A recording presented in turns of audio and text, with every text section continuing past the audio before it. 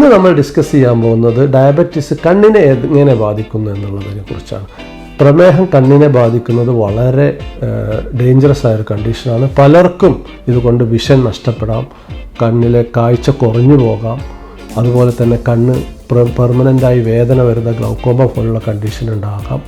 മെയിനായിട്ടുള്ള diabetic complication എന്ന് പറയുന്നത് നമ്മൾ ഡയബറ്റിക് റെറ്റിനോപ്പതി ഉണ്ട്, കാറ്ററാക്റ്റ് ഉണ്ട്, കണ്ണിലുള്ള വിട്രസിലുള്ള ബ്ലീഡിങ്ങുകളുണ്ട്. ഇതൊക്കെയാണ് ഡയബറ്റിക് കോംപ്ലിക്കേഷൻസ് വരുന്നത്. ഇതിന് എല്ലാം പറഞ്ഞ മാതിരി തന്നെ ഏറ്റവും പ്രധാനപ്പെട്ട മാനേജ്മെൻറ്റ് എന്ന് പറയുന്നത് പ്രമേഹം മാനേജ് ചെയ്യുക, പ്രഷർ മാനേജ് ചെയ്യുക.